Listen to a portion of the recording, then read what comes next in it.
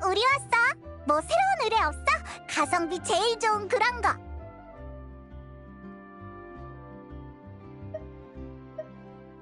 뭐 어때? 다 아는 사이에 그냥 열정을 보여주는 거라고. 여전히 기운이 넘치는구나.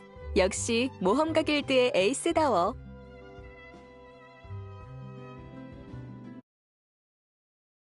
마침 좀 급한 의뢰가 있긴 한데 의뢰인이 내건 조건이 가성비가 좋은진 모르겠네.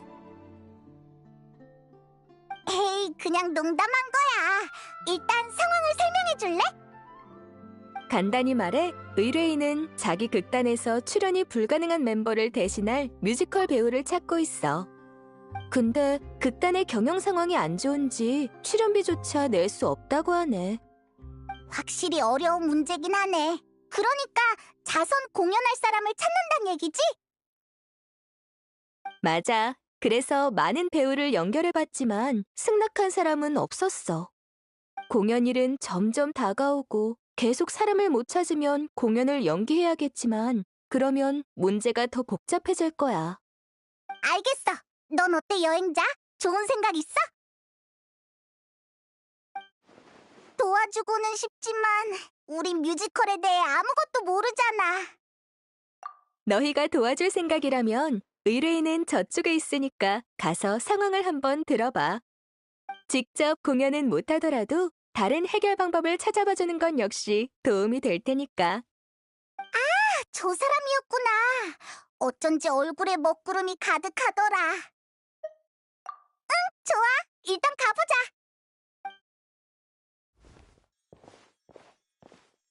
안녕? 혹시 뮤지컬 배우를 찾고 있어? 너희는? 나 너희 알아. 설마 내 의뢰를 받아주려는 거야? 우리가 폰타인에서 벌써 그렇게 유명해졌나? 히히. 근데 우리는 뮤지컬을 아예 몰라서 네가 급하다길래 같이 방법이라도 찾아보려고 그랬지. 아, 그랬구나. 괜찮아. 역시 출연비가 없는 건 너무 비현실적이지. 제대로 된 대타를 못 구하면 이번 공연은 포기하는 수밖에 없겠어. 에휴. 아, 몰랐구나. 우린 무슨 대단한 극단이 아니라 그냥 작은 유랑극단이거든.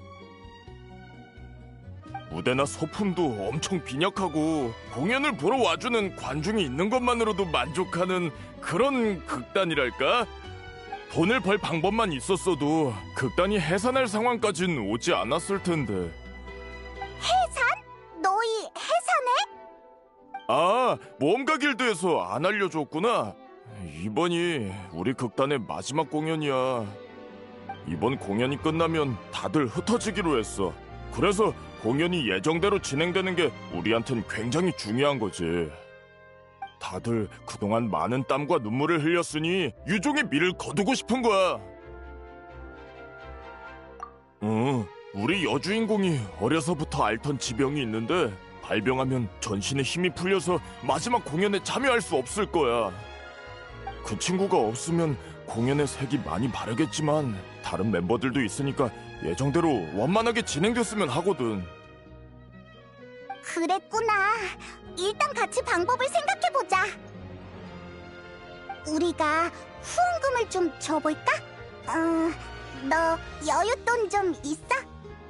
어우, 그럼 큰 빚을 질 순 없지. 게다가 나중에 갚는다는 보장도 못하겠고.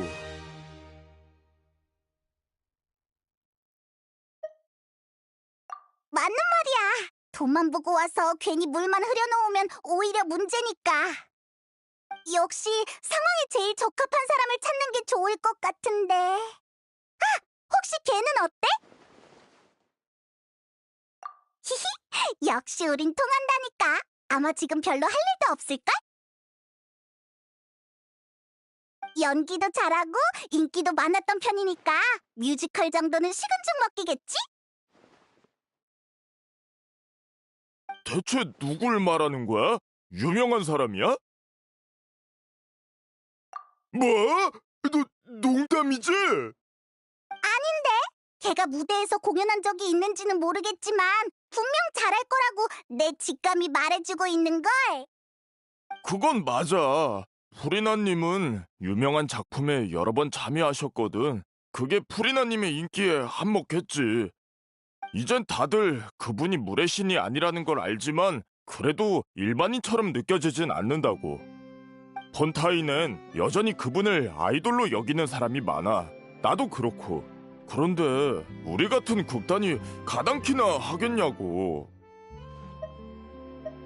그렇긴 하지만... 알았어. 프리나님이 하시겠다고만 하면 나야 영광이지. 분명 극단의 모두도 같은 생각일 거야. 아마 다들 프리나님과 같이 무대에 서는 게 꿈일걸? 근데 하려고 하실까? 괜히 체면 깎인다고 생각하시진 않으려나? 그건 걱정할 거 없어. 우리가 가서 얘기해볼게. 지금의 프리나는 예전처럼 고고한 척할 필요가 없으니까. 정말 고마워. 그럼 난 여기서 소식을 기다릴게. 잘 부탁해. 그나저나 예전에는 멜모니아 궁에 살았다지만 지금은 어디로 이사 갔을까? 그거라면 내가 알아. 지금 살고 있는 주소를 알려줄게. 언제 튀어나온 거야? 일이 해결될 기미가 보여서 와봤지. 혹시 내가 도울 건 없나 해서. 의뢰인의 급한 불을 꺼주는 것도 내 일이니까. 고마워요. 정말 고마워요. 자, 그럼 주소도 알았겠다. 얼른 갔다 오자고.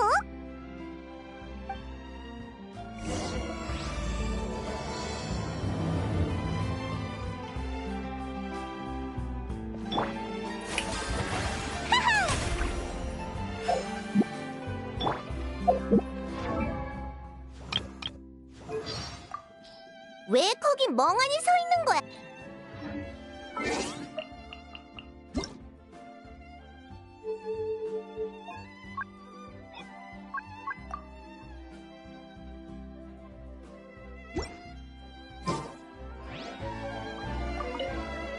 I can't believe they're seriously asking Lady Farina.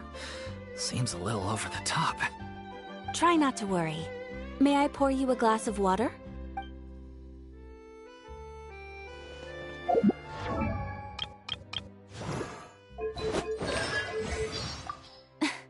Why are you just standing there with your mouth gaping? Ah, you must be stunned and at a loss for words. Understandable. It is I, after all, Fontaine's most beloved star, Farina.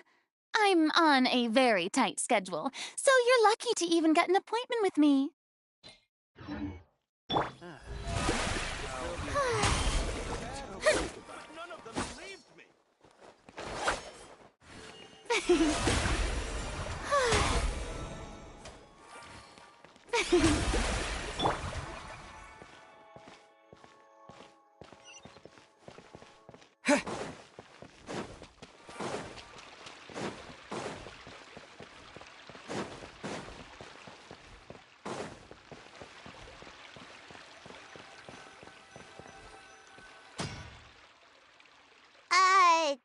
Did Catherine really give us the right address?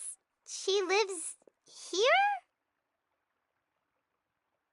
Not that there's anything wrong with this place. It's just, a bit of a step down from the Palais Marmonia. You know, it's common courtesy to make sure the homeowner isn't in earshot when you're denigrating their abode. Okay, when did popping on a thin air become all the rage? First Catherine and now you? I was just out on a shopping trip. I ran out of macaroni, so I went to grab a few more bags. I used to have a much wider range of choices when it came to food, But now I'm finding that simple, traditional home cooking can be quite delicious too. Not at all. As long as you have different kinds of sauces in, you can have macaroni and tomato sauce one week, macaroni and bolognese the next. Oh, sounds like you're really struggling to cope. How rude! Questioning my cooking skills. The audacity! It's not like I have a very eventful life these days. Actually, I barely leave the house. So I don't see how it's unusual that my meals are a little simpler now too.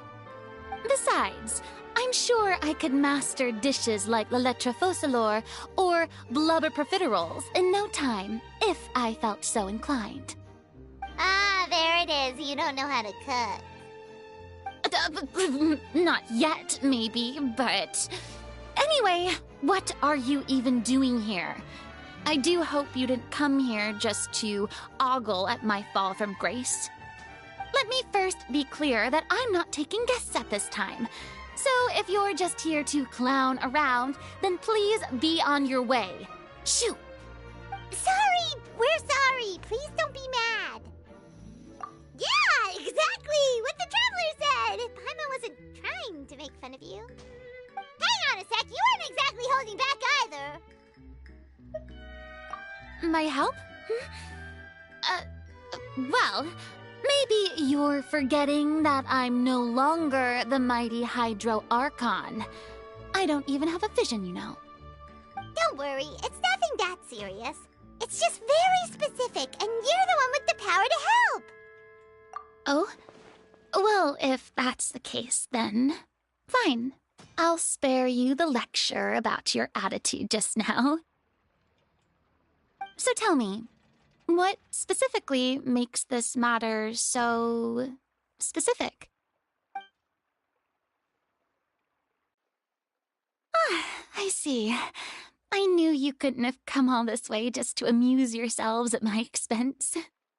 After all, I was once the brightest star in all of Fontaine, well-versed in all the various performing arts. A mere musical is well within my capabilities.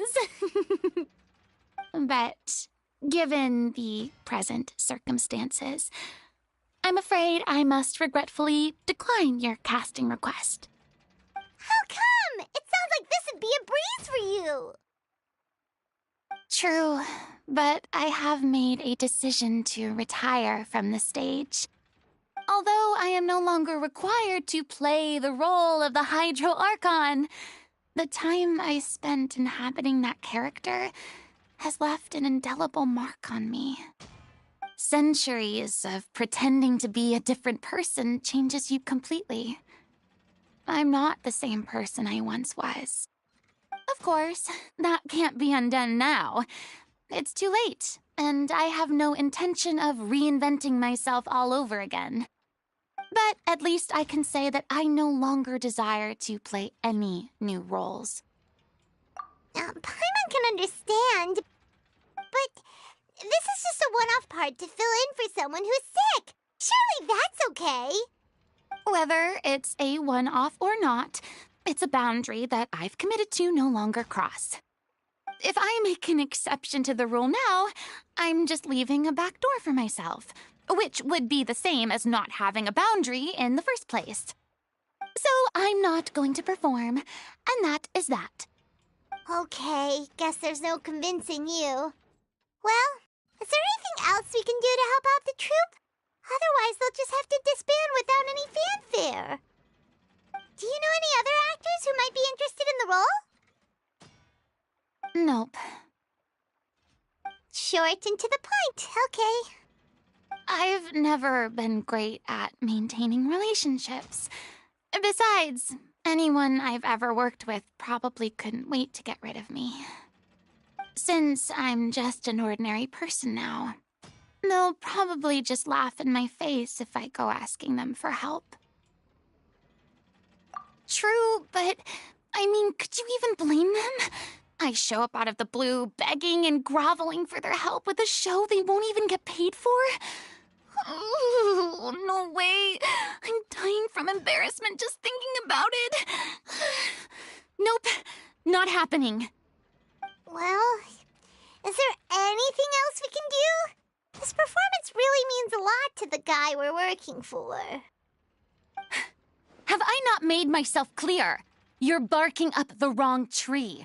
I don't want this job, nor do I know of anyone else who would.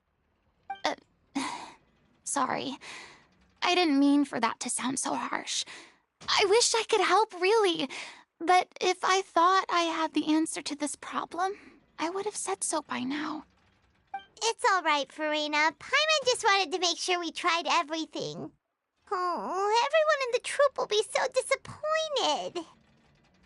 Yeah, I guess that's all we can do now. All right, then. We'll see you around, Farina. Toodaloo to you, too.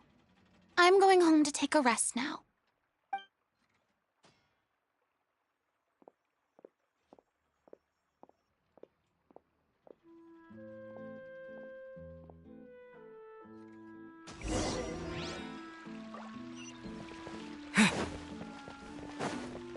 It's too bad, but we have to respect Farina's decision. Maybe the thought of performing brings up too many painful memories now.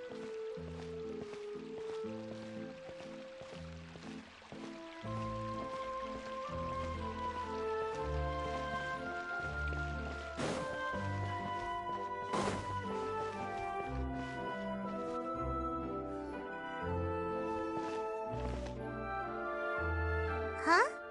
What's going on? Are they arguing?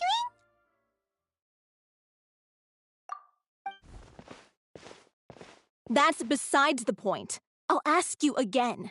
Why did you start looking for a replacement without my consent? When did I tell you I'm going to take a step back? You didn't need to say it.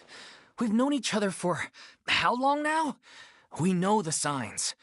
But you never tell us about your illness, even when it's clearly flaring up. And that gives you the right to make a decision on my behalf? Shortly after you left, the troupe's lead actress came to the Adventurers Guild. She believes that she's healthy enough to perform. Excuse me, but can you both take a moment to discuss something else for now? The adventurer assigned to your commission has returned. Sorry, I was just dealing with a little misunderstanding. So, how did your conversation with Farina go? Sadly, it's a no from her. We tried to persuade her, but she wasn't having it. She doesn't want to play the role for personal reasons. I see. Well, circumstances have changed a little, so maybe that's not such bad news after all. You see, our leading lady has just informed me that she's well enough to make it to the show after all. Staging the musical with the full original cast was always the dream, of course.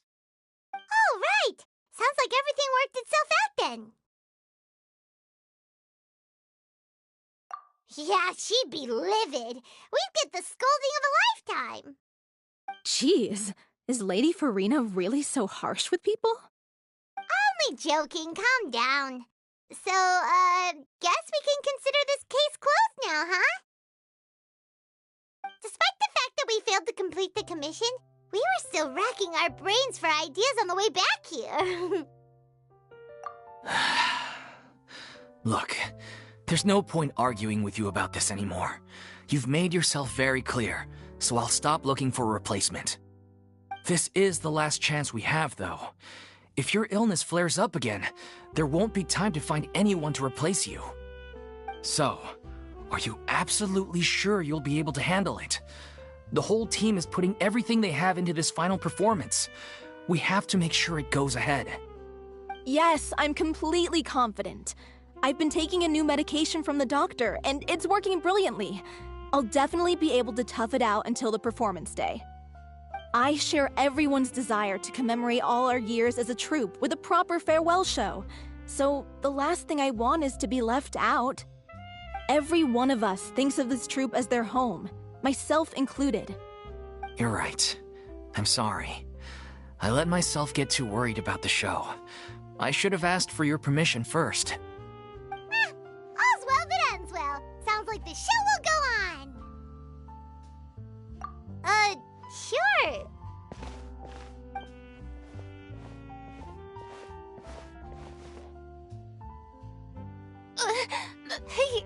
you... I was just passing by because I realized I forgot a couple of items on my shopping list. All right, I'm coming.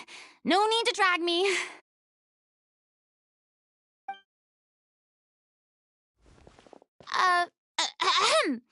Hello, one and all. I couldn't help but overhear your conversation just now. Farina? Didn't you say you were gonna take a rest at home? What are you doing here?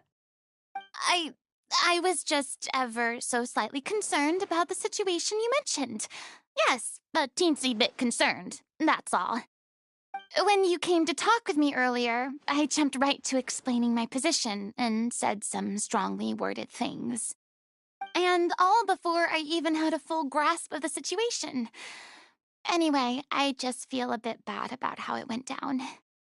I'm sorry, Paimon. Oh, it's totally fine. Paimon didn't take any of that personally. You really have a knack for asking the most uncomfortable questions, don't you? I felt very sheepish, having had a change of heart after flatly refusing you. And then, to make matters worse, you caught me. But in any case, it sounds like the issue has already been resolved. Yeah. When they said they were gonna ask for your help, I almost had a heart attack. I mean, how could we be worthy of having Lady Farina star in our show? There's no need to think like that, and no need to keep addressing me as Lady. Just Farina is fine. I was wondering, if this troupe is so important to all of you, why does it have to disband? If the difficulties are purely financial, then there must be a solution. You could put the shows on pause while you look for a sponsor, for instance. Everyone seems so devoted to the troupe. I'm sure if you keep chipping away, you'll find a way through. We all want to believe that, but some things are just beyond our control. Everything's been going downhill ever since we lost our director. She was the heart and soul of our troupe. She kept us going. Her name was O'Reilly, and she was the founder as well as the artistic director of our troupe. And tragically, she was a victim in the serial disappearances case. What? That's actually how I recognized these two. It was all thanks to their efforts that the true culprit was brought to justice. But still, no sentence can bring our director back to us. She was a loyal fan of your performances, Miss Farina. They were what first inspired her to get into musical theater. She rallied many people around her who were destitute or had lost their sense of purpose in life, and convinced them to join her troupe. She wrote her own scripts, acted on stage, and mentored each and every one of us. People loved our performances back then. We seemed to be going from strength to strength. Things were really looking up for us. And then disaster struck. Yeah. After that, the entire troupe fell into disarray. None of us know anything about script writing, let alone how to handle the business side of things. We've been doing the best we can. But despite our efforts, things are slowly but surely falling apart. It's agonizing. But ultimately, we'd rather end things now on our own terms than stick it out to the bitter end and watch all our dreams turn to dust. Oh. What a terrible waste. A gifted artist from humble beginnings who achieved so much and no doubt had much more to give. And then her life was so cruelly taken. I suppose it's fair to say then that this final show, besides being your farewell to the stage, is also your final gift for her? Yes, exactly. We all miss her terribly. Well, good thing I followed the traveler here. After hearing this tragic tale, I can no longer stand by and do nothing. Farina. I know what you're thinking, but I by no means plan to cross the boundary I've set for myself. Besides, they're no longer looking for a replacement anyway. I can, however, provide some artistic guidance from the vantage point of a highly experienced audience member. But only if you feel this is something that would help, of course. Oh, most definitely. We'll take any guidance that you can give. We unfortunately don't have any budget for a consultant, though. Will that be a problem? I don't need any compensation. All I'd ask in return, if you're willing, is that you tell me some more about the life and work of your late director. Something I've begun to realize since my departure from the Opera Epiclese is that there's a lot you don't see when you observe everything from on high. The law only judges criminal behavior and does not weigh human emotion. The court's verdict can settle the question of criminal liability, but what about all the unresolved emotions of the parties involved? What happens to them?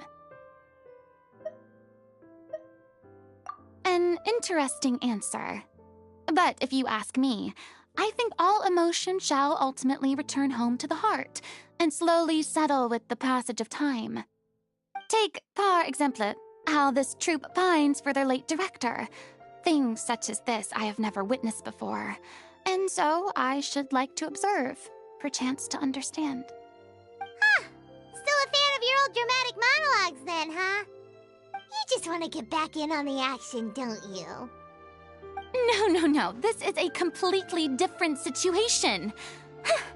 Pearls before swine. Ah, the name's not Swine, it's Paimon! Would you be willing to join me? Come on, take a break from adventuring to listen to a story. Thank you all so much. Our director was a huge fan of Miss Farina's performances, as of course we all are. All right, follow me. We'll go to our usual practice space. Please excuse the size. It's a little on the smaller side.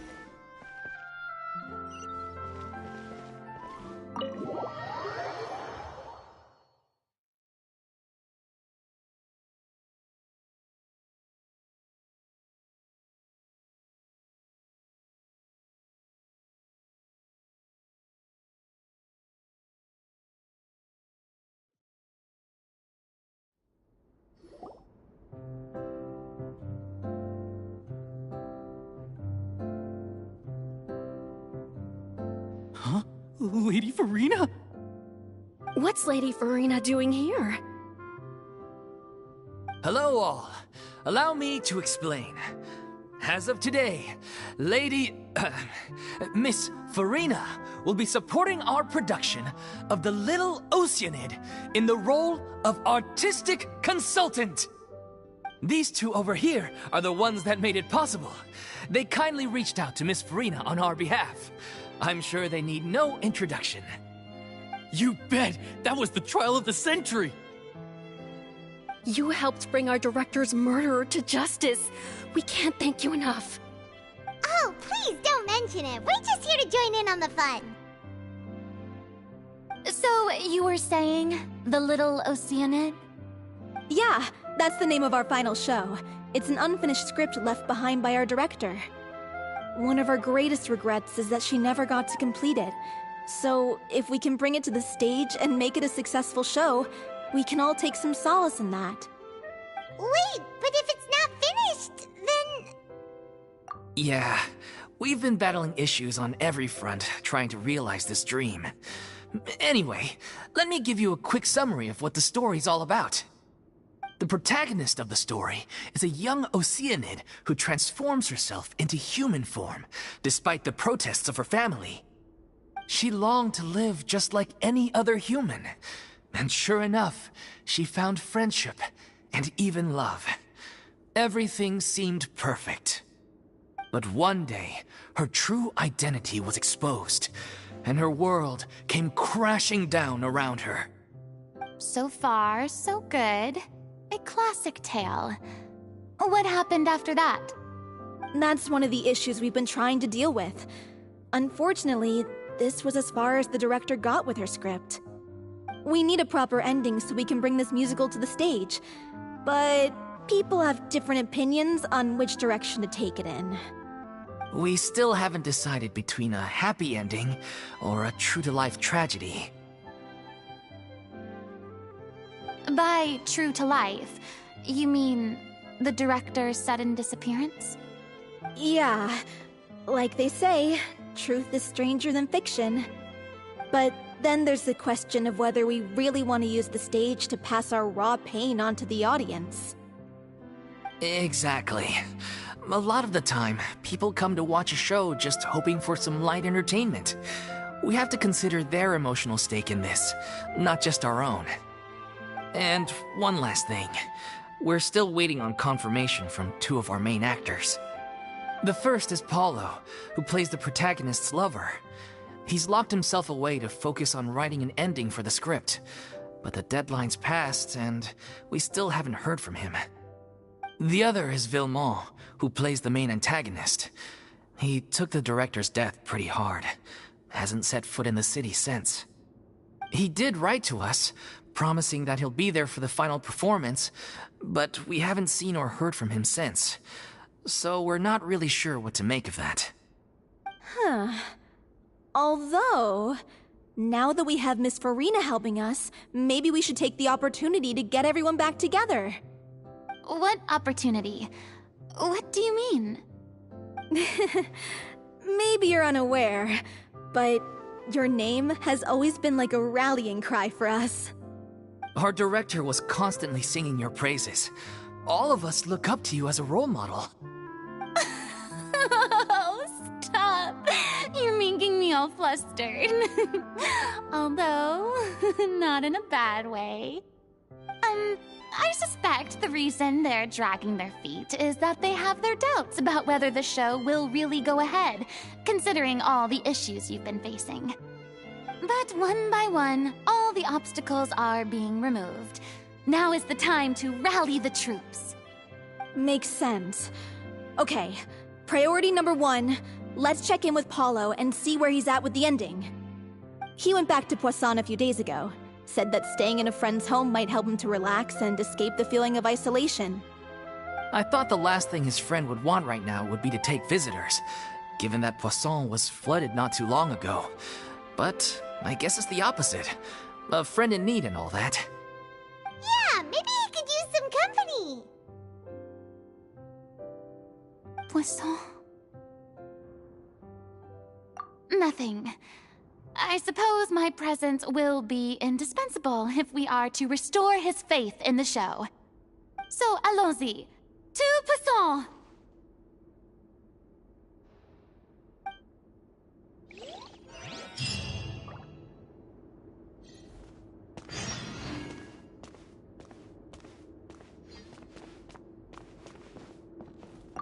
Pressure's on now. We gotta make sure we're fully prepared.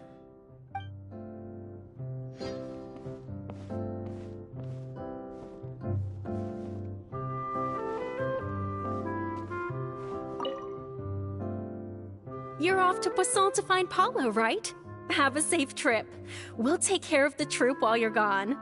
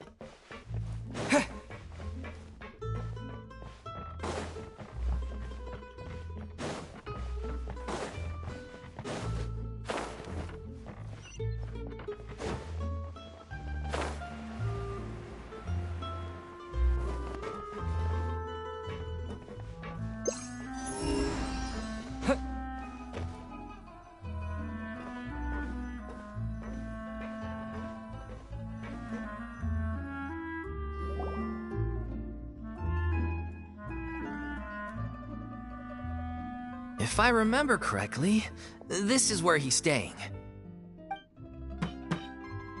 Who is it? It's me. Is the script ready? You came all the way here for that? All right. Forget that for now. Just come on out. We've got some great news. Nice try. Look, just give me some time, okay? I'm just wrapping up this last part of the script. I'll be out once I'm done. Okay then. Looking forward to your masterpiece. So, as expected, he's missed the deadline. The ending is one of the most important parts of the show. Even once he's done, it isn't final until we've all had the chance to read through and make sure we agree on it. Someone told me they'd just seen you in Poisson. I assumed it was a case of mistaken identity, but sure enough, here you are. And Farina, too. I was wondering if we might run into her. So, you're here for Paolo? Looks like he could be a while, so feel free to take a stroll around town in the meantime. I've made all the arrangements already. Oh, it's okay. We can just wait here. Thank you for being so considerate, Miss Navia. That sounds wonderful. We'll take that stroll. Get over here, you! How oblivious are you? How are things in Poisson now? Any better? Things are on the mend, but it's a slow process. Some people may never recover from the trauma they experienced. I'm sorry to hear that. I wish there was something I could do. Please, must our conversations take such a depressing turn every time we meet? We all have painful memories, but we don't have to let them cloud everything we do. And if you're trying to make a new start, perhaps it's best if you don't bring up the past all the time. Thank you for your words of comfort. You make a very good point. But for now, at least, I think I should stay with the way I'm feeling for a while longer. It's okay. These things take time. Moving on from a painful experience is easier said than done. Which brings me to why I'm here. I thought you should probably know that not everyone here is ready to forgive and forget after the Hydro Archon's inaction in the face of catastrophe. To avoid upsetting the peace, I told the townspeople that everyone here is a member of the theater troupe, and that you are just an actress playing the role of Farina. It's not a perfect solution, but hopefully it means you won't have to lie low while you're here. That's so thoughtful of you, Navia. Well, what do you expect? I am the courageous and considerate president of Spina di Rosula, after all, like my father before me. Anyway, that was all. Look after her now. Off we go then. Let's take a look up there. I don't have any friends that I can be frank and honest with, so maybe she's right. You're the closest thing to friends that I have.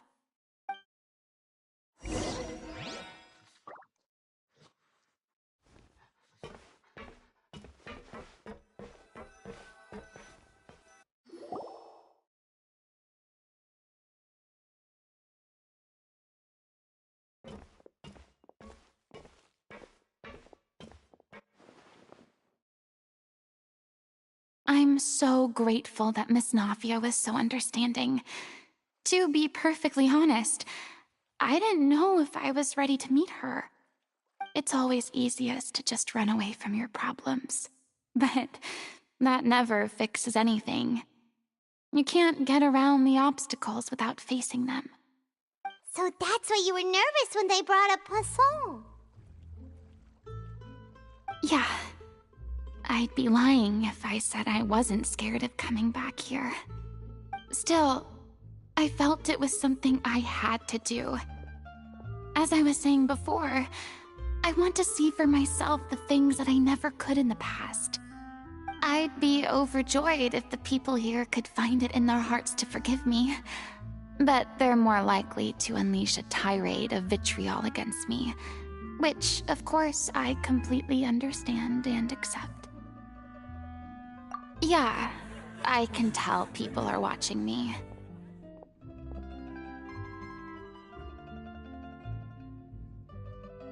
I'm sure some people here see the idea of someone coming to Poisson dressed as the Hydro Archon as extremely disrespectful. I used to be terrified of the gaze of other people, especially when they had suspicion or resentment in their eyes. I guess I wasn't quite ready for this after all. I'm not surprised you're making yourself go through all of this. I can't let myself see only the things I want to see. How would that make me any different from before? Look! There seems to be a crowd gathering over there. Probably time we made a move. How about we check out Spina di Rasula's ship? We should have a view of the whole of Poisson from there.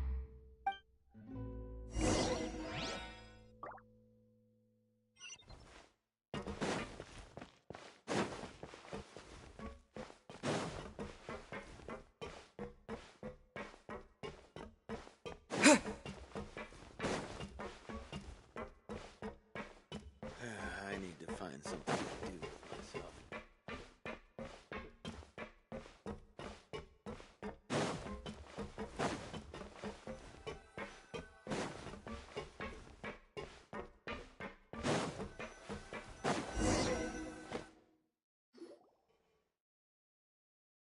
I'm sorry. You probably just wanted a relaxing stroll, and here I am dumping all this heavy stuff on you. We don't mind. It's actually refreshing to see a different side of you. Great. Well, I appreciate your company, so please don't disappear just yet. I don't know whether you can tell, but the years of suffering and loneliness aren't the only reason I have a hard time facing up to who I used to be. As I stand here by the ship, I can't get the images of the rising water out of my mind. One after another, people were taken by the water. All those treasured lives and memories washed out of existence in an instant. They thought their god would protect them. They had absolute faith that when disaster struck, a divine power would save them from harm. And all the while, I played my part to perfection to convince them that was true. But then the floodwaters finally came, and the Hydro Archon did nothing. You shouldn't look at it like that. You're only doing your duty. I've had to go through so many moments like that for the sake of protecting the truth. As time went on, it got harder and harder to bear, and I became more lonely and isolated. Eventually, I realized I had nothing left except the truth. I became terrified of completely failing in my task, and was haunted by the thought of being left all alone, weeping on my throne. Fortunately, we were able to avoid the worst-case scenario thanks to the help of heroic individuals such as yourselves. Everyone rose to their responsibilities, and I finally regained my freedom. But on some level, Freedom also means no longer being needed. I have no further use to people. Paimon would have never imagined you'd see it that way. Reward?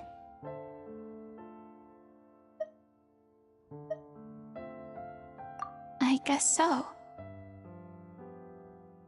Back then, I didn't even dare to dream about having someone to confide in. I was scared of someone recognizing me for who I truly was, and exposing the secret I swore to protect. Believe in the Furina you see on stage. She is the one you can trust. I had to keep all my feelings, all my curiosity about life to myself.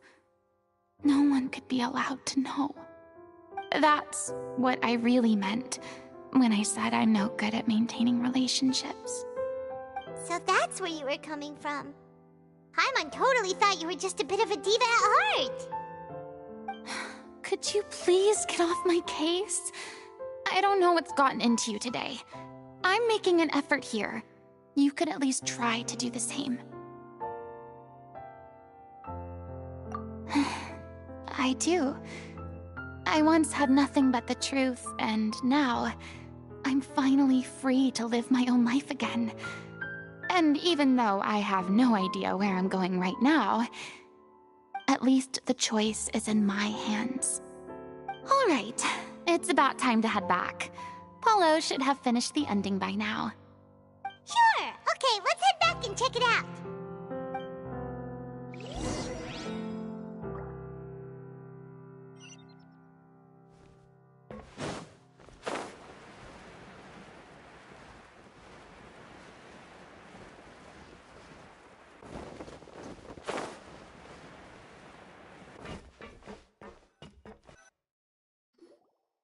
Didn't you say you needed to watch what you eat? You're supposed to be cutting down on fried foods, not wolfing down copious quantities of fish and chips, you know? Come on. It's not every day we get to dine at Spina di Rosula's expense. Can you believe how generous she is? I'm not about to pass on free food. Anyway, my character doesn't need to be slim and good-looking. That's your job. Are you kidding me right now? It's not your character's health I'm worried about, it's yours. I've spent my whole life battling the effects of ill health, and it kills me to watch you willingly ruin yours by filling yourself up with junk all the time. Oh no, looks like they're arguing again. We're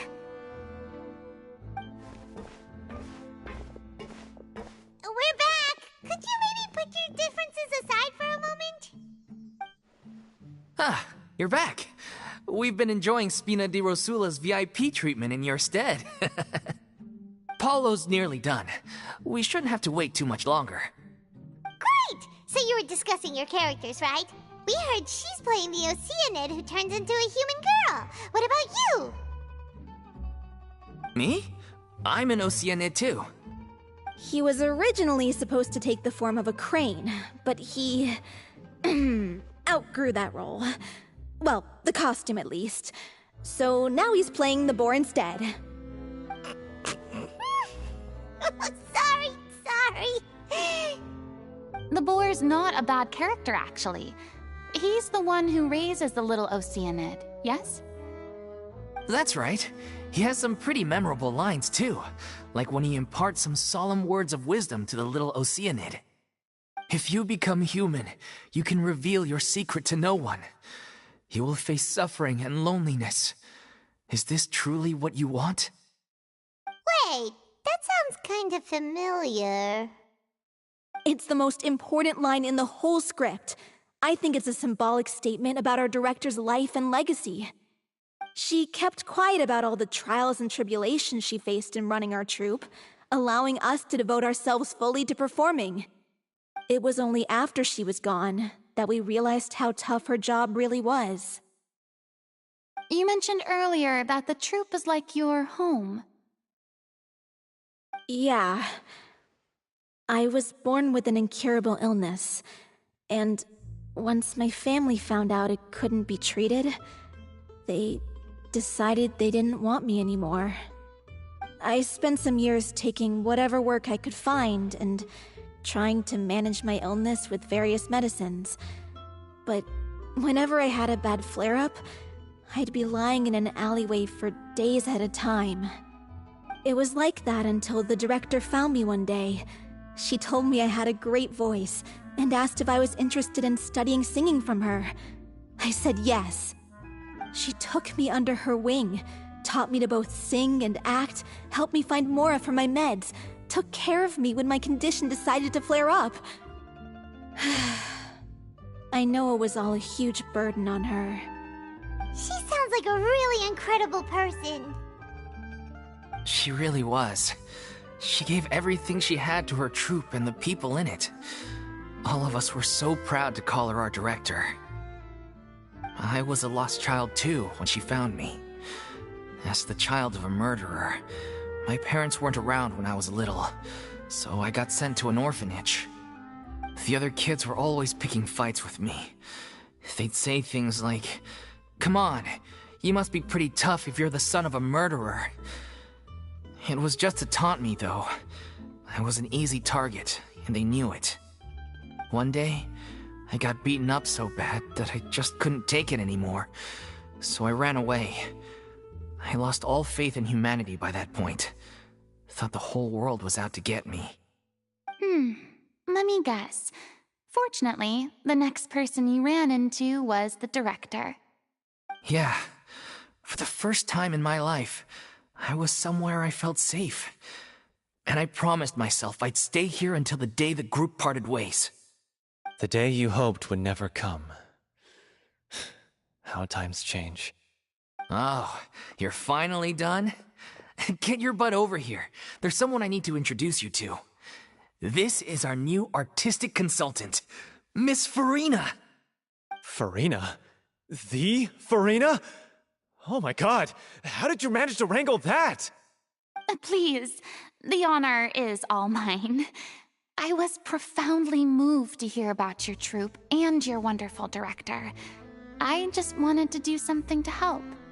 Same here! Even so, this is just... Oh, wow. I'm sorry. I'll try to calm down. Now, where was I? Ah, yes, the script, of course. Let me give you a rundown of how the story unfolds in my version of the script. I'm sure you're already familiar with the beginning of the story. A little Oceanid decides she wants to become a human, against the wishes of her family.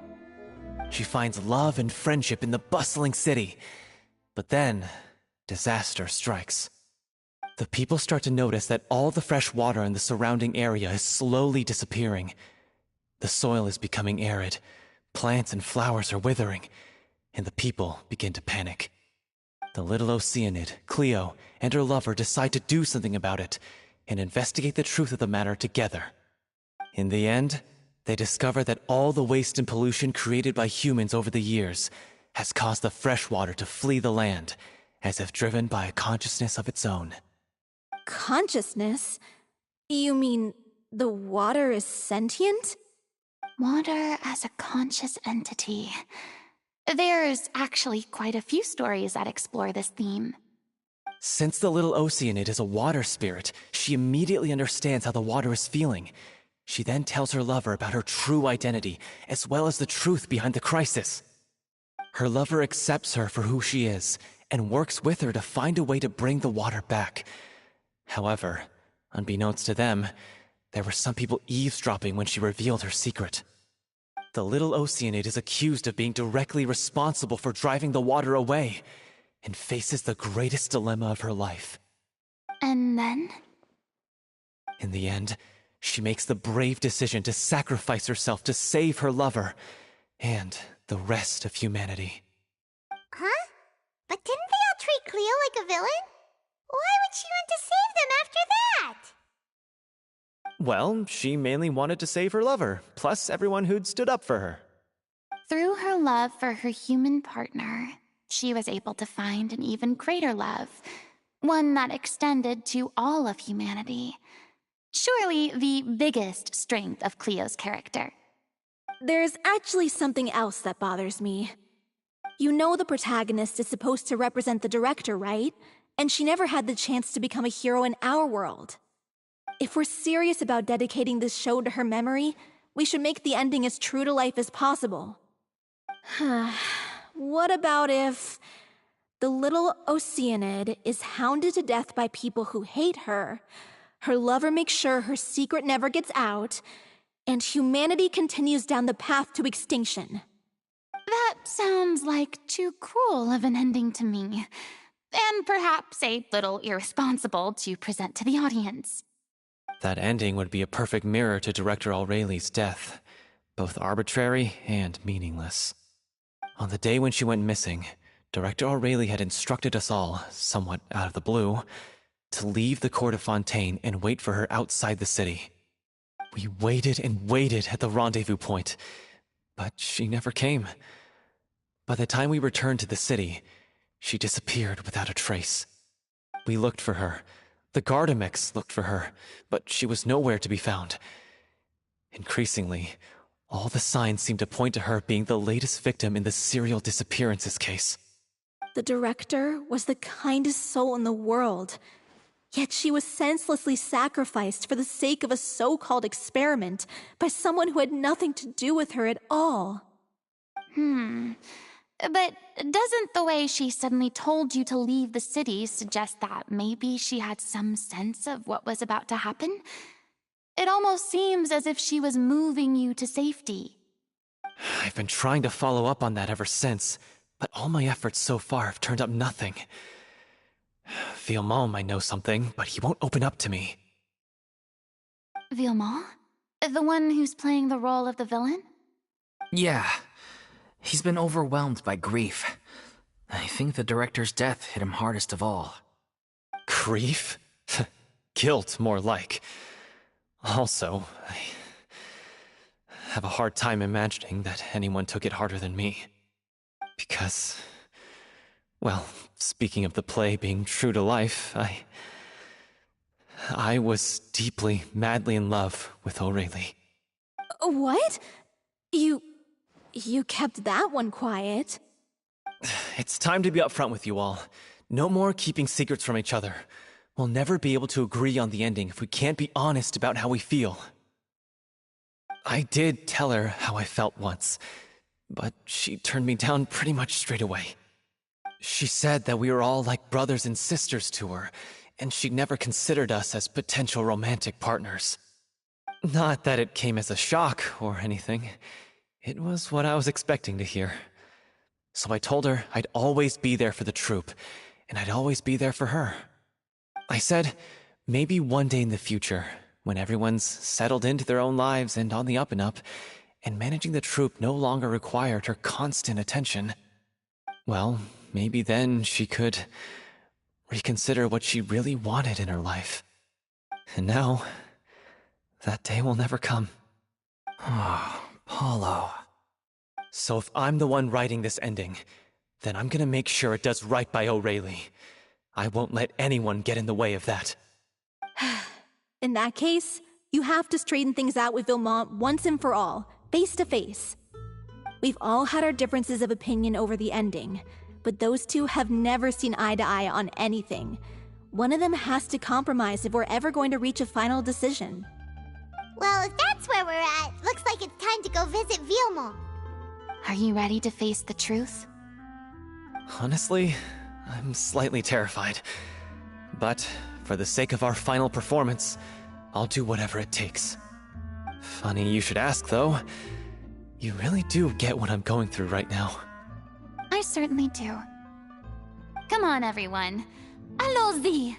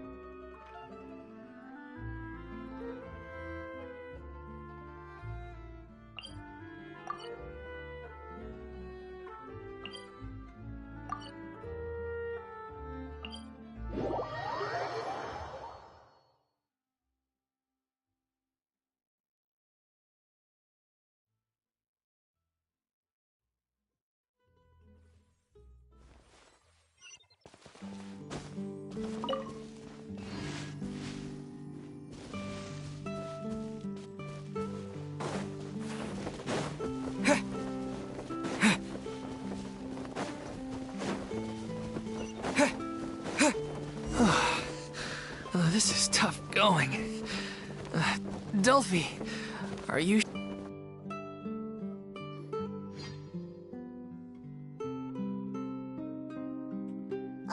As if this journey wasn't tough enough already without a roadblock. Don't worry. We should all be fine with the traveler here. We don't need to take a detour. Wait, why are you all looking at me? You're not seriously expecting me to fight, are you? We're just curious, that's all. I don't think anyone's ever seen Farina in a fight before. Yeah, but don't you remember why? The Hydro Archon willingly gave up all her power so it could be converted into indemnitium. Miss Farina said so herself. Precisely! And I'm not even the Hydro Archon anymore, so all my power is gone anyway. As much as it pains me, unfortunately, I should just stay put. I'm more like a damsel in distress more than anything. That sounded so smug. Ugh, secondhand embarrassment is unbearable. C'est la vie indeed. Alas, I am forced to watch on helplessly as a more brave and seasoned adventurer than I swoops in to save the day. Aw, too bad. I was so pumped to feast my eyes on fight mode Farina. Sorry to leave all the heavy lifting to you. Don't worry, piece of cake. Strike a pose! Engaging! Come into being!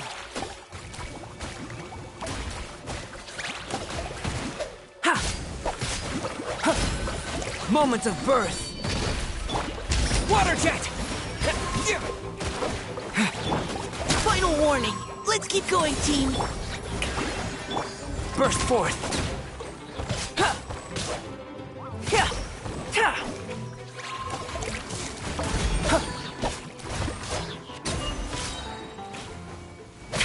Come into being! Feel this ancient power!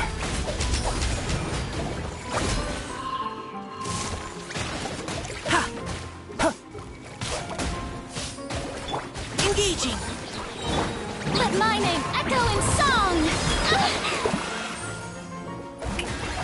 Leave the wounded to me! Go! Yeah! Burst forth! Ha! Come into being! Bravo! Good show! You certainly live up to your reputation. Yeah, thank you. Anyway, the path is cleared now, so onwards and upwards.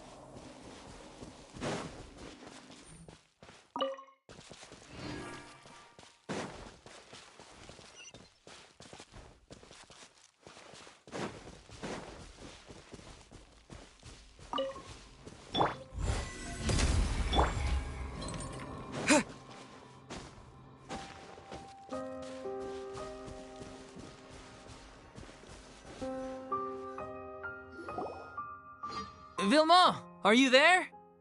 Huh? Oh, it's you guys. Wait, what's Lady Farina doing here? I can explain. We've been rounding up the whole troop. We now have everyone except you. So, you think knowing the truth about the director's disappearance will help you write an ending to the script that pleases everyone? I care just as much as everyone else about making the Little Oceanid a success. That's why I wanted to wait until after the show. If I open this can of worms now, I just don't want to make things difficult between us. We're supposed to be a unit when we're on stage. Vilma, avoiding the truth will not help anyone. Unless you mean to suggest that Aurelie's death had something to do with you. I don't want to talk about it. Listen, Vilma.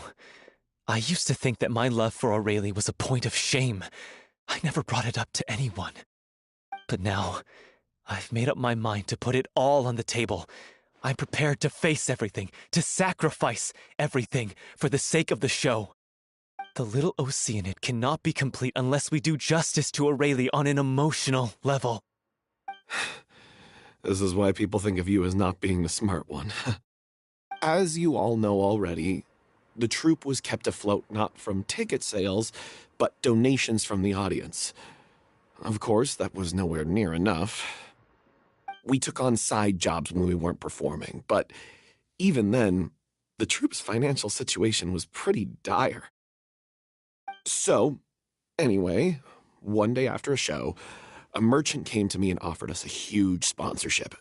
In return, we just had to provide the audience with their drinks during performances. It seemed like a win-win, so I said yes to it on the spot without consulting the director. It was only when the merchant came to deliver the goods that I realized the drink in question was synth. Isn't that the drink peddled by the culprit behind the serial disappearances case? I freaked out when I saw the boxes, and I told the director everything right away. She was completely shocked as well. But she didn't reprimand me for making the decision without consulting her. Instead, she contacted the merchant and stated that the troupe could not agree to this collaboration. The merchant was furious, berated us for going back on our word, and threatened to sue us for damages. The amount was astronomical. There was no way we'd be able to pay. And then? I was going to sort it on my own, but the director stopped me. She said that this was an issue for the whole troupe, and it wasn't my fault. But things only got worse from there. The synth merchant just wouldn't let up, and then suddenly the director told us all to leave the city one day. I knew then that things must have reached a boiling point. I admit this whole thing was my mistake. I didn't dare to tell any of you the truth back then, and after the director disappeared, I was even more afraid to say anything.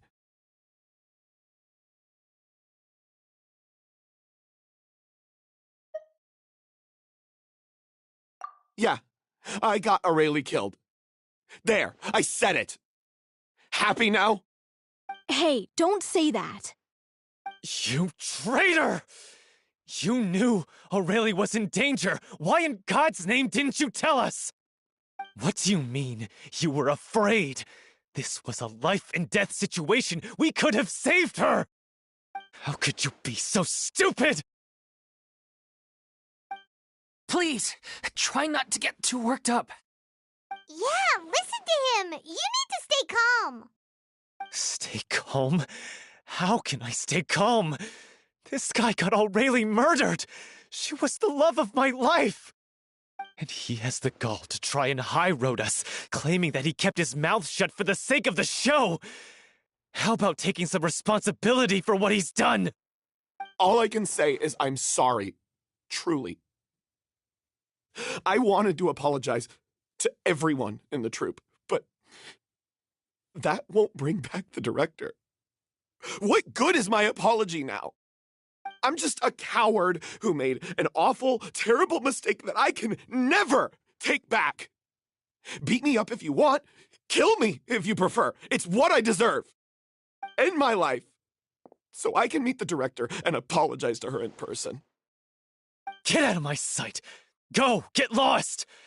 I don't ever want to see your face again. That's enough! You've screamed and shouted at each other for long enough. Now pipe down, both of you! Can you stop conflating the show on stage with your real-life relationships in the troupe? You keep saying that you want to use this final performance to pay tribute to your director and celebrate her life. How can you do that if you're just using it as an excuse to vent your own emotions? You're right. I'm sorry. On stage, the lead role is the focal point of the audience's attention. And you're all used to seeing the director as the heart of the troupe. But in her own life, her greatest desire wasn't to be the center of attention. I can tell how much she loved you all, and how much she loved the troupe. What she wanted was to build a warm home for all of her brothers and sisters, to shield you all from the storms that rage in the world outside. That's how you should remember her, and that's what you should be celebrating. I understand why you're trying to make her the hero of the story, but isn't she your hero already? After everything she did for you? Yeah. So think hard about what that means. And then think again about what you hope to achieve by arguing with each other. If you really hate each other and can't reconcile your differences, then you could just call it quits now. Why bother with the final performance if the group is already fractured? But you can't bring yourself to do that, can you? You care too much about Director O'Reilly and the home she built you all to let go. What are you laughing at? I don't see what's so funny. Sorry, I didn't mean it that way. It's just that, for a moment there, it felt like our director was back with us again. If she'd seen Paulo and Vilmont at each other's throats like that, she would have scolded them exactly like you did, in that same stern voice. Really? But she sounded like such a gentle person. Of course she was. Even her harshest lectures came from a place of kindness, and it showed. She really was a truly outstanding person. What you said, it really puts everything into perspective. I'm truly sorry. I really meant for this to be a genuine apology, but I ended up making it all about me and my self-pity. It's all right. Let's save all this for after the performance. So, the ending. What are we gonna do about it? Clearly, everyone needs to take a step back for now and reflect on what really matters. When emotions are running high, things get lost in the fray. The end of the story needs to focus back on O'Reilly herself. She's the true star of the show. What do you mean? The Traveler is right. You once investigated that underwater synth base and recovered items belonging to the victims. If you could find anything that O'Reilly left behind, perhaps we can get a better sense of what she went through in her final days. You really think that's possible? I trust that nobody would object to the ending of the story being based on O'Reilly's true feelings. No. Well, we'll leave this in your capable hands. Come, let's pay a visit to the Palais Mermonia. The rest of you, head back to the rehearsal location for now, and wait for our good news.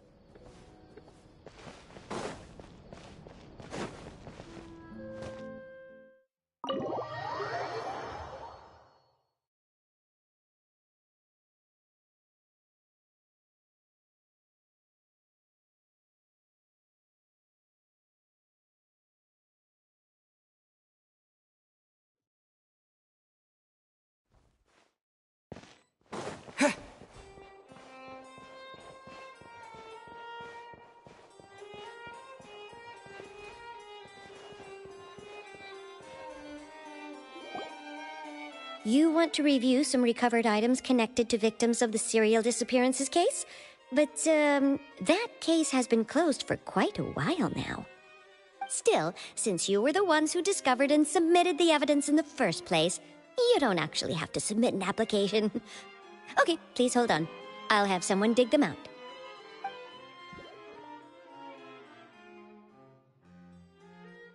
So, this is all O'Reilly left behind.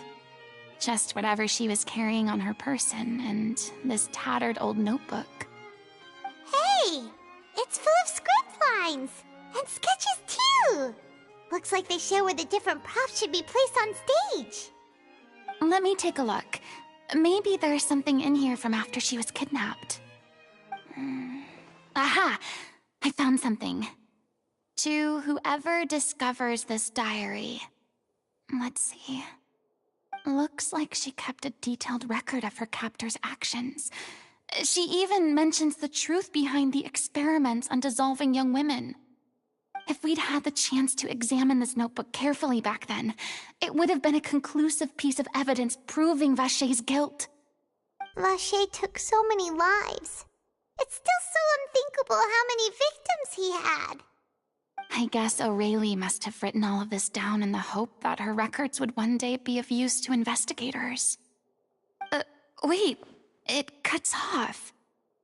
Her handwriting here gets patchier and more illegible by the line. She probably didn't have much strength left. Her final words are... I'll let you read them for yourselves.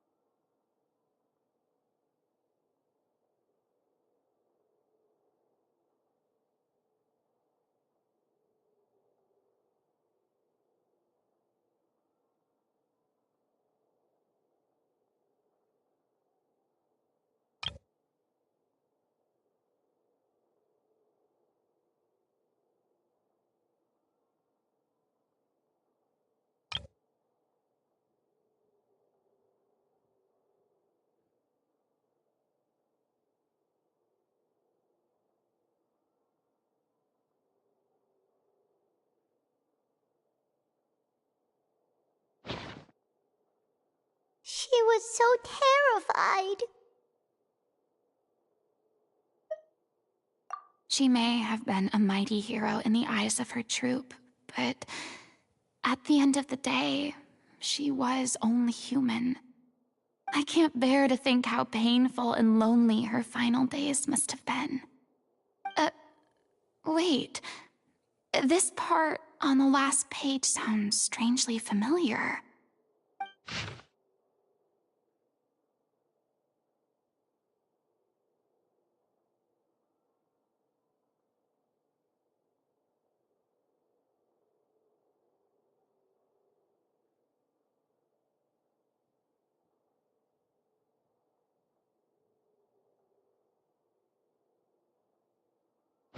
If you become human, you can reveal your secret to no one. You will face suffering and loneliness. Is this truly what you want? Isn't that the most important line in the Little Oceanid? Because I am an older sister to them. Oh. So she didn't regret her decision. Even as she sat in silence, waiting for death to come. I'm sure this is what the troupe would have hoped to hear as well. She had their utmost trust, admiration, and love, and she truly deserved it. Let's go. It's time for them to learn Director O'Reilly's final thoughts.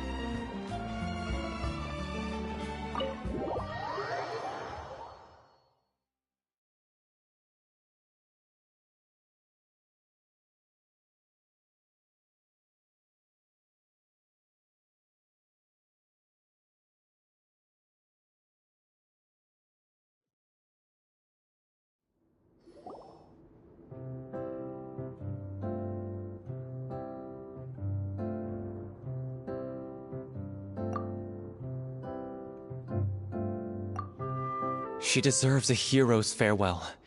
If that's the only way to convey to the audience the courage and selflessness that she showed in the face of death, then it's a meaningful way to end the story.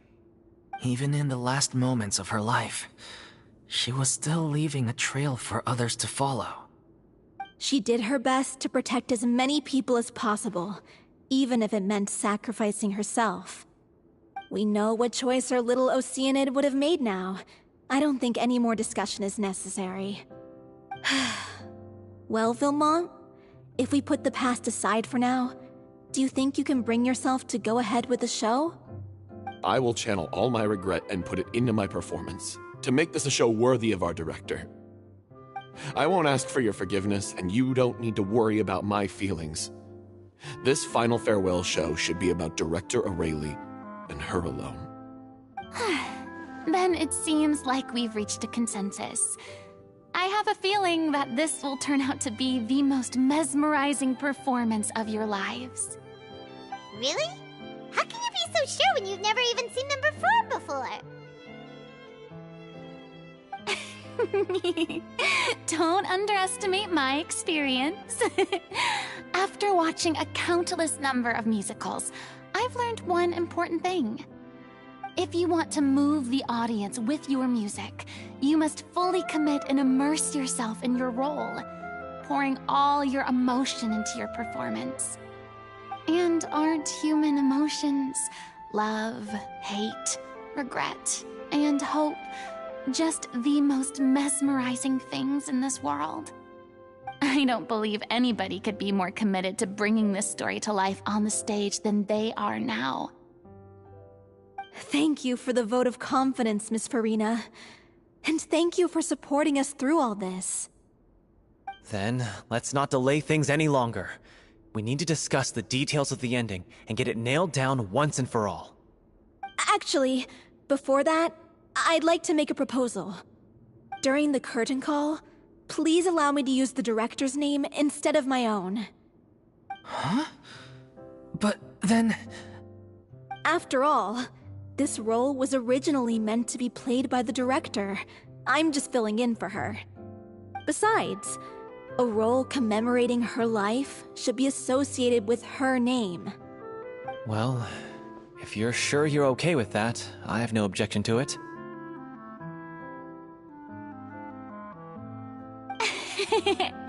Now we're talking like a serious acting troupe. All right, I'll leave you to fine-tune your musical while I go and procure a stage. Procure a stage? Oh, it's okay. Our usual place doesn't need a reservation. That place? Oh, don't be silly. For an extraordinary show, we need an extraordinary stage. By which I, of course, mean the Opera Epiclese. Whoa, wait, what? No, that's never going to work. It's far too fancy for the likes of us. What are you afraid of? Surely you don't think that O'Reilly's story is unworthy of the grandest stage in Fontaine. No, though that's not what I meant. It is supposed to be your grand finale, right? I have no problem with it then. How about the rest of you?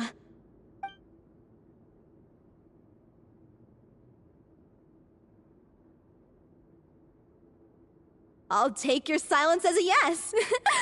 Thank you for giving us this opportunity. It really is a dream come true.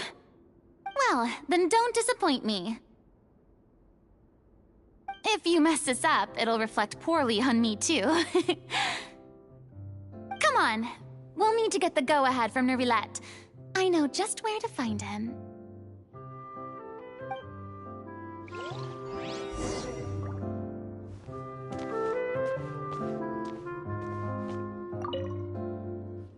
First Miss Farina, now the Opera Epiclese?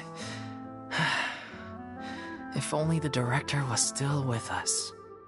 Hey, come on. There's no point in dwelling on that now. We have a lot of work to do.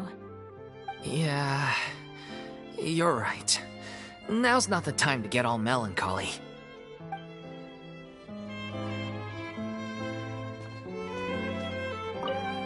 During the final scene, maybe we should stop the music just before Cleo takes the stage?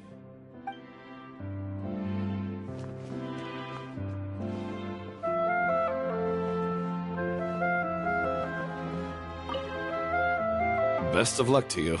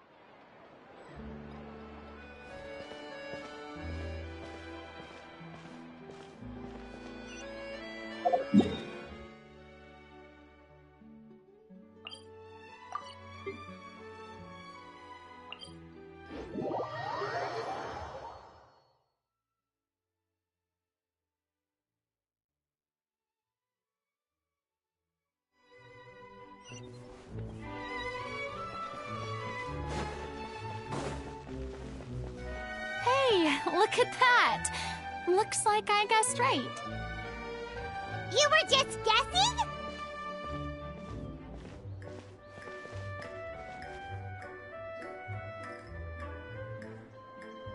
I knew you'd be here. I'm here merely for a short break. It has been a while, Miss Farina. And you too, traveler in Paimon. What might I assist you with today?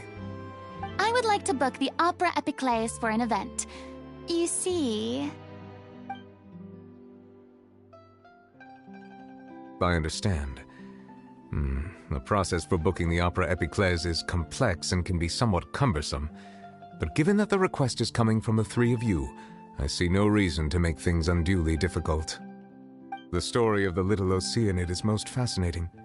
I'm looking forward to seeing it performed on stage. I will say, however, that I am surprised to see your passion for the performing arts rekindled after all that has happened. Huh? What do you mean? Do I look excited? Yes. And this is the first time that I've seen you like this since your departure from deityhood.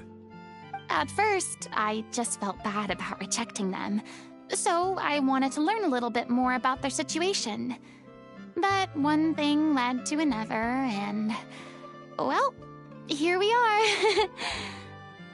In the past, we sat in our high chairs in the court, giving our opinions on isolated cases, all while knowing very little about the human stories behind each and every one. Maybe it's because I finally become an ordinary person and gained my freedom, but I've developed a great sense of curiosity about their lives. I am truly delighted to see you find a new lease on life. Now that you've regained some confidence, have you had any thoughts regarding a return to the stage? Why would you suddenly ask a question like that? Well, if the Little Oceanid turns out to be a great success, it will no doubt become a classic.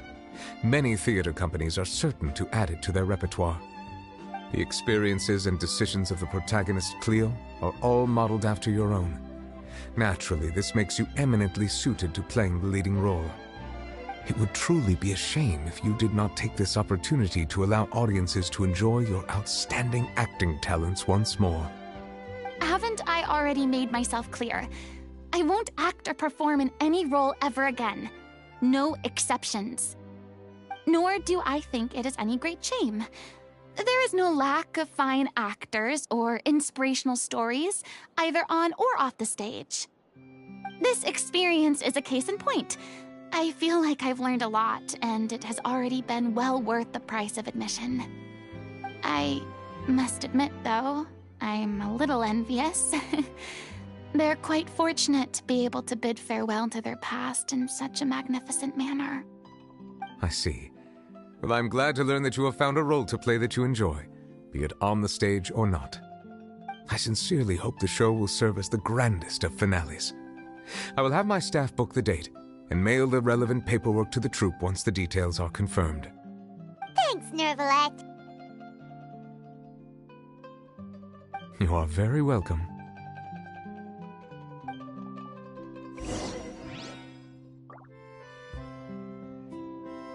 Many people were once enthralled by Lady Farina's performances, myself included. I hope that one day she'll be able to understand that our appreciation was always sincere.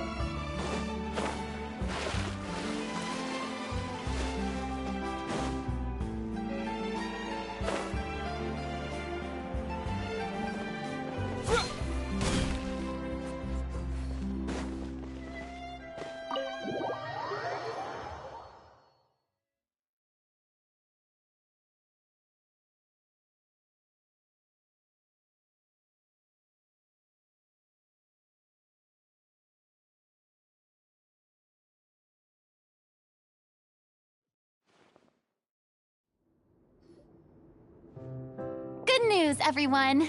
It's done. The opera epiclese is booked. Thanks to my eloquent and impassioned speech, Monsieur Nervalet was moved to provide us with a fitting stage for this special performance. We've had to fight every step of the way for this opportunity, but we now have all of the ingredients necessary to stage a truly spectacular performance. A touching story, a magnificent venue, and last but not least, a passionate and dedicated cast. Now, let's work together and make this show the best it can be. This is truly wonderful. The sooner we can finalize the ending, the more time we'll have to rehearse. Fiumali and I just went over some parts of the script and tweaked a few things. I think it's really going to resonate with the audience now. Wow, you two had a constructive conversation? That's great! Communication is vital to any good performance. Look at us! We've come so far.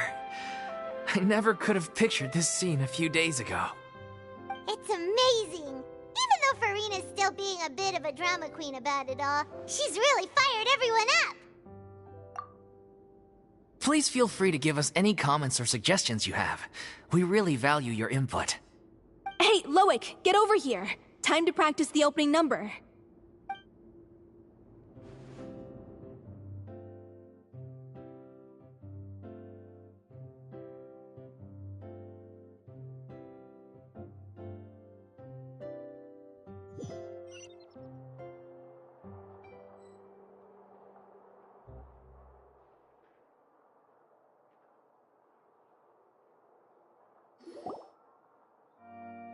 Cursed Cleo.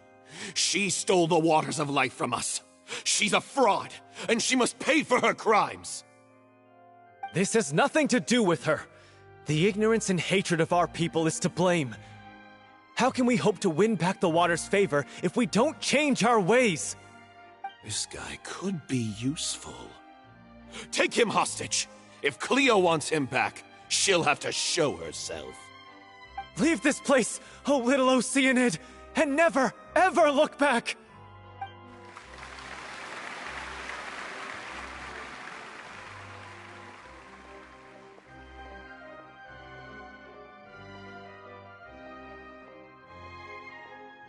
Everyone's really throwing themselves into their roles. I haven't seen such a fine performance in a long time. If only... What should we do? It's almost time for her to take the stage! Why does it have to be now? Hey, what's going on? You're due on stage any second now. Oh no, not again. But why? What about your new meds? Did they stop working? They've been getting less and less effective over time. I've had to keep increasing my dose. What? I thought they cure it. So they were only managing your symptoms? I figured whatever it took to get me through this final performance. How could you do this to yourself? And after that lecture you gave me about not looking after my health. I'm sorry. I've let everyone down. You...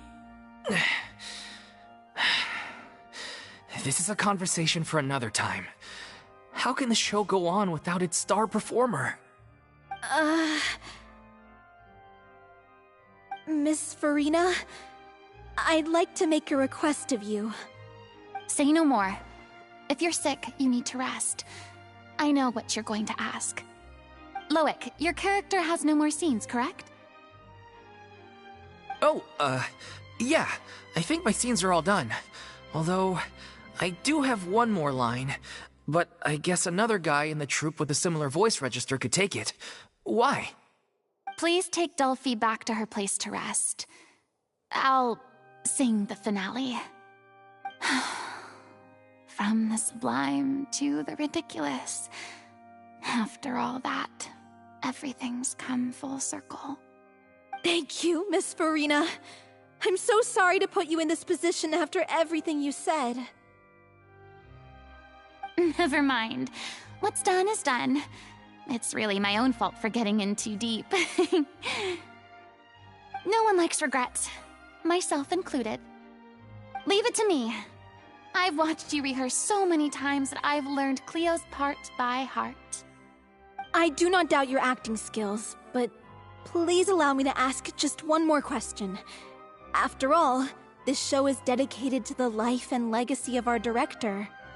What, in your opinion, is the reason Cleo shines so brightly? It's her pure heart. Despite all the pain and loneliness she had to endure, she never once stopped believing in the beauty in this world. Well said. I leave Director O'Reilly in your hands.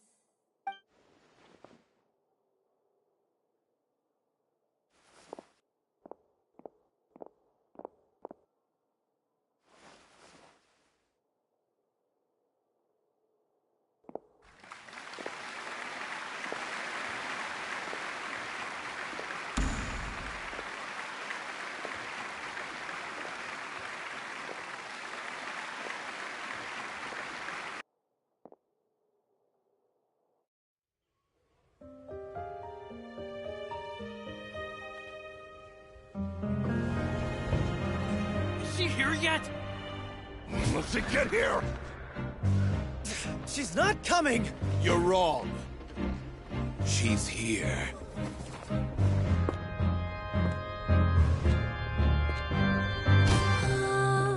Si je pouvais vivre dans l'eau, le monde serait-il plus beau? Me pardonneras-tu, ô chère mère? L'eau dans son courant fait danser nos vies, et la cité elle nourrit, ainsi que toi, mon doux amour.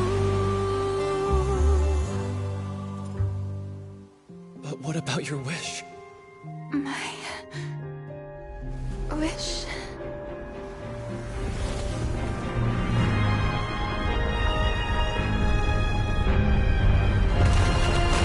If you become human, you can reveal your secret to no one. You will face suffering and loneliness. Is this truly what you want?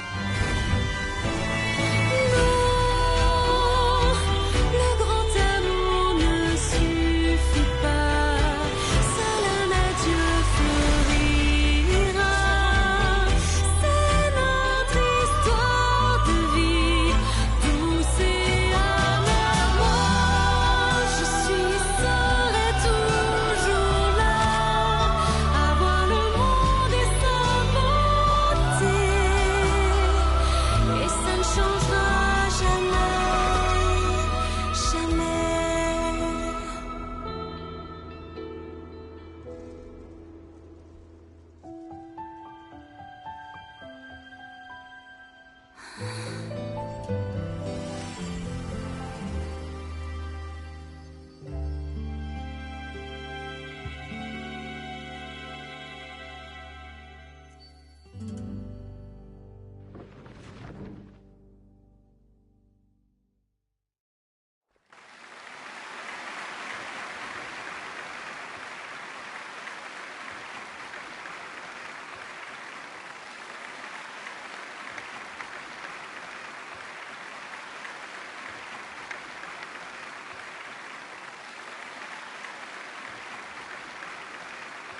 Is it just me?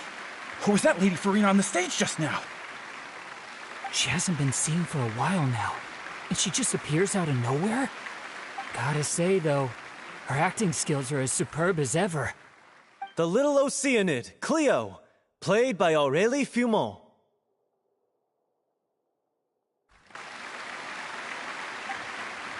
Wait, that's not her name. What's going on? I don't know. Maybe it's just a doppelganger. I've spent a lot of time out of the spotlight, and they didn't use my name during the curtain call either. Hopefully, not too many people recognized me.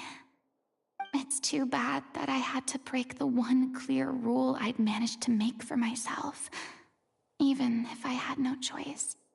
Still, I have to admit that, despite everything, it felt good to be back on the stage again.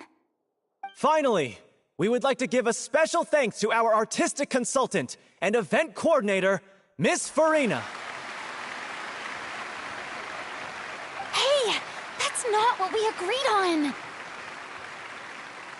Oh, so it was Farina after all. She's back! Honestly, what is he doing? He should have run that by me first.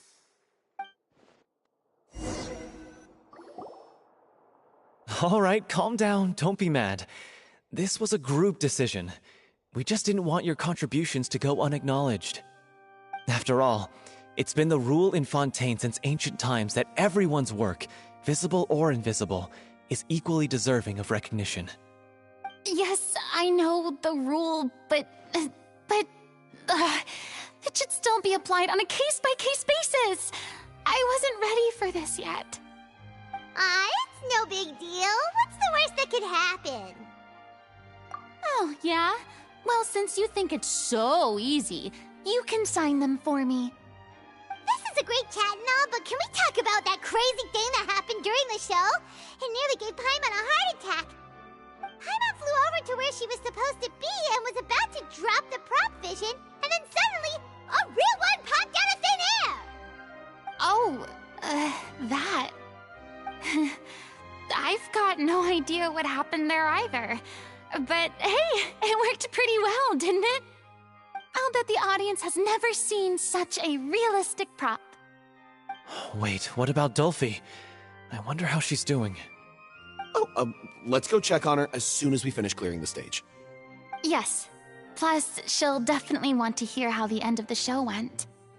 If nothing else, we can safely say that we accomplished what we set out to do.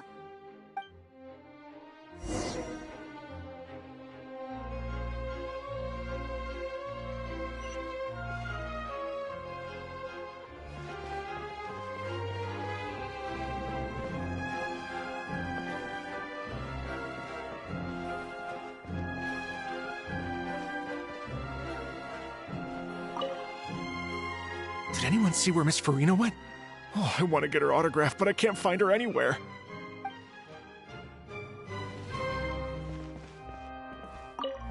I thought Cleo's actress sang very well. Why did they swap her out at the end? I don't know. Maybe that's just how it was scripted.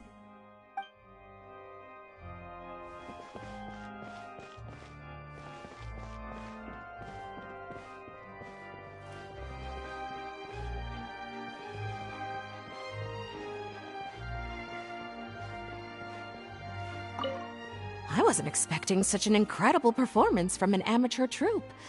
They didn't seem out of place on the big stage at all.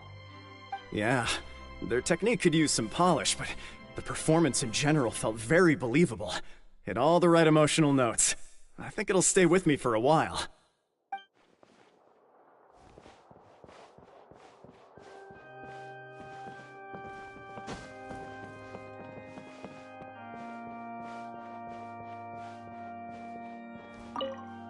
What a surprise! Seeing Miss Farina on the stage? This ticket was money well spent. Yeah, I agree. Say what you want about her, but she's flawless when she's on stage.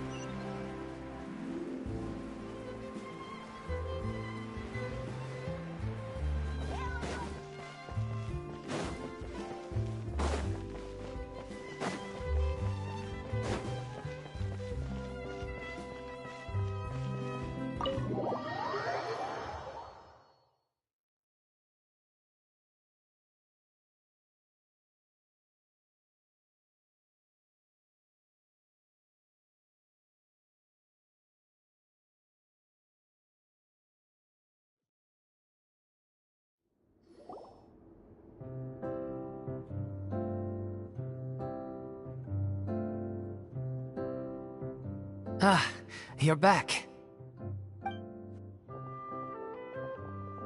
She's doing okay. Her condition stabilized after taking some of her original medication. From experience, though, I'd say she still needs a few more days of rest. How did the performance go? Was it a success? Did the audience like it? You'll be glad to know it was fantastic! Also, you're not gonna believe what happened while Farina was on the stage. You'll probably be able to read all about it in the Steambird first thing tomorrow morning. That's wonderful. I'm so sorry I failed to see it through to the end. I guess I was wrong to try and tough it out to begin with. No, don't worry about it. Like they told me after announcing my name during the curtain call, everyone's work deserves recognition. Even though you couldn't see it through to the final scene, the audience was very impressed by your performance. It's safe to say that you made your mark on this memorial show. Well, one way or another, we did it. I've had bad luck ever since I was born, so I never expect things to go smoothly in life. I'm just happy to know that we went out on a high note. That's all that matters. Blaming your bad luck again, are we? Maybe if you didn't push yourself past your limits so much, your illness wouldn't be flaring up all the time. Oh, don't you start. I don't have the energy to argue with you right now. Aw, you two clearly care a lot about each other. I don't know what you're talking about. You mean we never stop arguing with each other?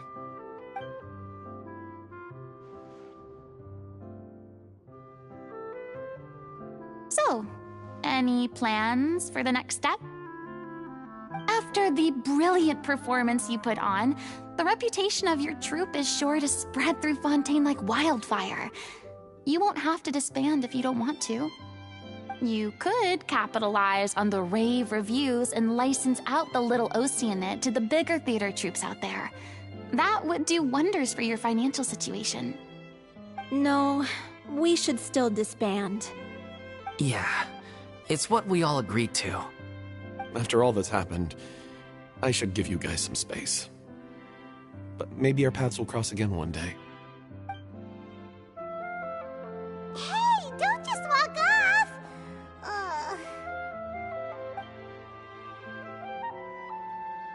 I still want to keep performing, so I might join another troupe. After watching Miss Farina's performance, I think I'm starting to understand our director's infatuation with musicals. You should do it. It suits you. I'd originally hoped to keep performing too, but I don't know if my health will allow me to. Oh, so now you finally got your priorities in order. I guess I'll hold off until you've properly recovered as well. What about you, Miss Farina? Any future plans? Well, frankly, I think a return to obscurity is no longer an option for me. I'm sure a slew of consultancy requests will hound me wherever I go, until I finally acquiesce. You rather sealed my fate there with your special thanks at the end of the show. Sorry. It's quite all right. No need to apologize. What I meant to say is that this whole experience has shown me that perhaps I'm not as averse to a return to the stage as I'd previously imagined. Maybe Nervilette was right. Maybe Cleo is the right role for me. I still don't wish to pretend to be someone else, but I do have a desire to express myself. So, maybe the show will go on for me after all. Yeah. There was once a time when I was an actress in a masquerade, seeking only to hide the truth. But from now on, I want to spend my time learning real stories about real people and how they touch the lives of others around them. I want to watch them blossom and wither, see them refined on the page, retold on the stage, and remembered long into the future. I'm sure this is what captivated director O'Reilly as well. Sounds like you're ready to stop running from your true calling. The more you get out into the world, the more you'll discover what a fascinating place it is. Then it's a deal. If a vision is a gift from the gods, then I should do my best to honor it.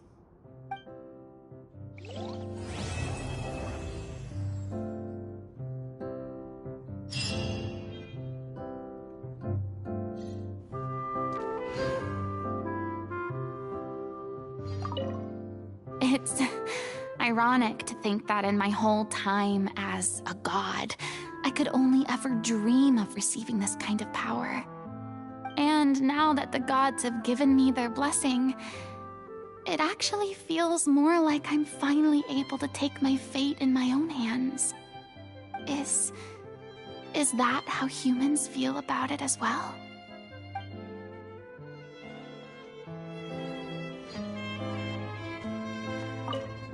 I'm just finishing packing up. As soon as I'm done, I've got an interview with the Steambird to get to.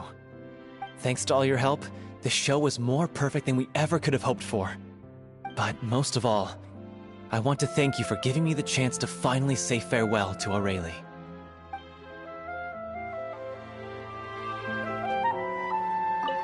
I mean, of course I have some regrets, but... There'll be plenty of opportunities in the future for us to tell the stories that we want on stage.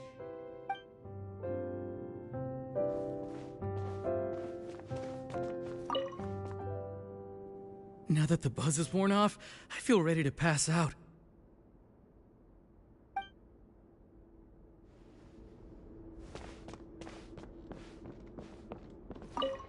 Thank you so much. I feel like I've rekindled the passion I had when I first joined the troupe. It might turn out to be too little, too late for me. But still, This has been the experience of a lifetime.